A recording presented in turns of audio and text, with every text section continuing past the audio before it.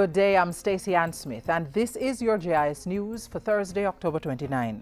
The Ministry of Health is reporting that there have been no new infections of the two bacteria that killed 19 newborn babies over the past 2 weeks. The ministry's chief medical officer, Dr. Marian Bullock-Decas, says the last new infections of Klebsiella and Serratia at the University Hospital and Cornwall Regional Hospital were in mid-October. I'm happy to report that in terms of infections, we have not seen any new infections at our hospitals, and for the Cornwall Regional Hospital, the last case was seen on the 14th of this month, and for the University Hospital, the 15th. At Wednesday's Jamaica House media briefing, Dr. Decas also revealed that the ministry had moved swiftly to control one case of bacterial infection reported by the St. Anne's Bay Hospital on Tuesday. She said a team of senior personnel from the ministry's head office was dispatched to the facility.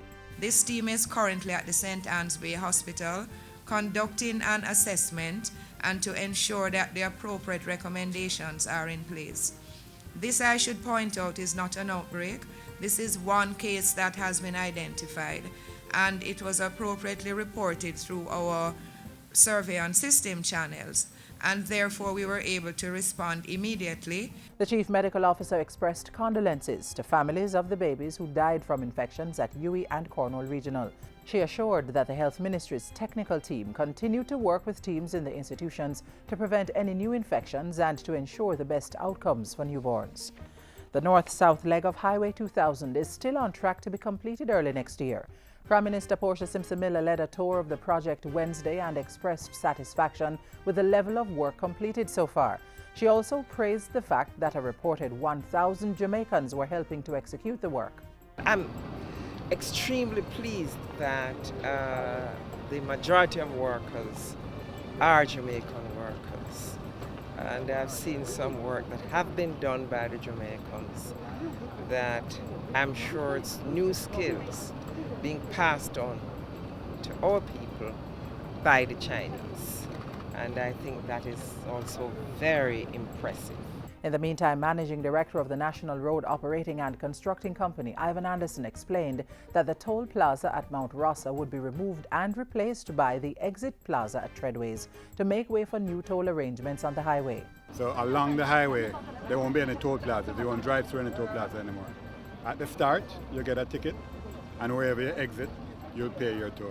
It's much more efficient. The north-south highway runs from Caymanas in St. Catherine to Ocho Rios in St. Anne. Contracts totaling $8.73 million have been signed to facilitate the upgrading of 6 wastewater treatment facilities in Kingston, St. Catherine and Clarendon. $5 million of the amount will fund the decommissioning of the Acadia, Bay Farm Villas and Huenden facilities and related works. The remaining $3.73 million is for the rehabilitation of the Blackwood Gardens system and the De La Vega City wastewater ponds in St. Catherine, as well as the Lionel Town wastewater treatment lagoon in Clarendon. Portfolio Minister Robert Pickersgill says the projects will improve the operational efficiency of the treatment plants, reduce contamination of groundwater, and meet national effluent standards. The projects will also improve service levels and increase customer satisfaction to the citizens of communities, which will benefit and will ensure the proper treatment of sewage received by these facilities in order to minimize the adverse impact on the environment and public health.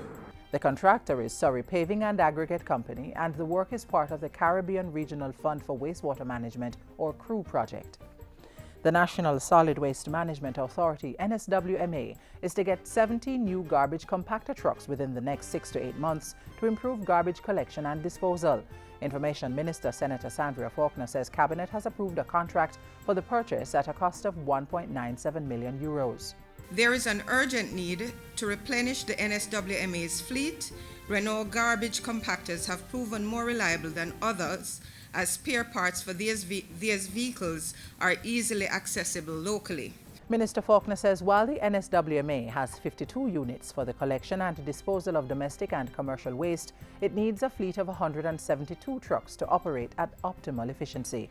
And finally, government is moving ahead to implement the Electoral Commission of Jamaica's campaign financing recommendations to prevent corruption and improve transparency. Cabinet this week gave approval for campaign finance reform legislation to be introduced in Parliament. A bill was subsequently tabled in Parliament this Tuesday to amend the Representation of the People Act, which is to be debated in the coming week.